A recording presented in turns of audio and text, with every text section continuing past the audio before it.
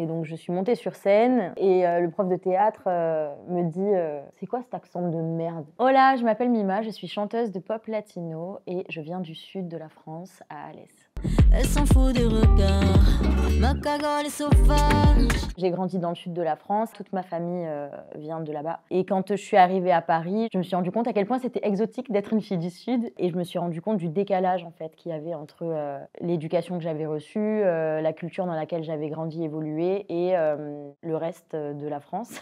Donc je me suis souvent sentie, pas forcément à l'écart, mais un peu en sentiment d'infériorité, tu vois, un peu complexe d'infériorité. Pendant longtemps, j'ai essayé de fuir tout ce qui faisait partie de moi. J'ai même essayé de gommer mon accent. Le premier jour où je suis arrivée à Paris, je suis rentrée dans une école de comédie musicale. On devait se présenter devant tous les élèves de toutes promos confondues. Et donc je suis montée sur scène et je me suis présentée et le prof de théâtre me dit c'est quoi cet accent de merde? Et je suis restée vraiment choquée parce que je m'étais jamais vraiment posé la question de mon accent en fait. Et puis en plus je trouvais ça super violent devant 120 élèves, tu vois. Et lui-même avait l'accent du sud et je lui ai répondu bah c'est le même que le vôtre monsieur.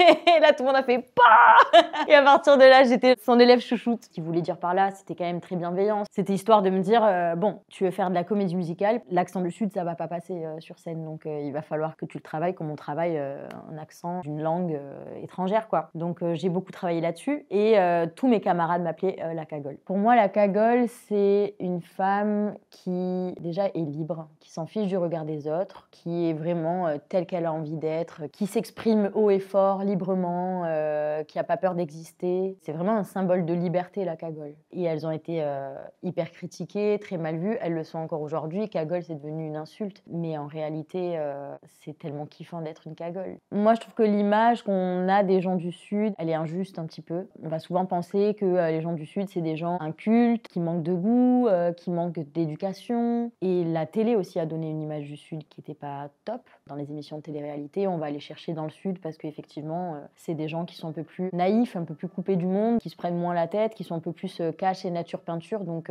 ça donne du croustillant. Mais au lieu de valoriser ça et de se dire c'est juste des gens qui kiffent la vie, qui trouvent leur bonheur et le plaisir dans des choses vraiment simples, on va venir appuyer sur cette naïveté-là et la critiquer et s'en moquer. Il n'y a pas que dans les grandes villes qu'il y a des gens intelligents, qu'il y a des gens éduqués, cultivés. Et j'ai envie un peu de remettre les pendules à l'heure par rapport à ça. Je viens juste de sortir un duo avec Vinci, alias La Petite Culotte. La chanson s'appelle Un pied dans la casa et je suis trop contente de sortir ce duo parce qu'il va vraiment au cœur de tout ce que je te disais tout à l'heure, tu vois, sur le Sud, les valeurs que ça ramène, les valeurs très populaires. C'est une chanson qui parle d'une rencontre amoureuse en fait entre une Espagnole et un Corse et qui dit bah chez nous on a les valeurs et les traditions qui font que va falloir que tu demandes à mon père ou à ma mère avant de pouvoir entrer dans la famille.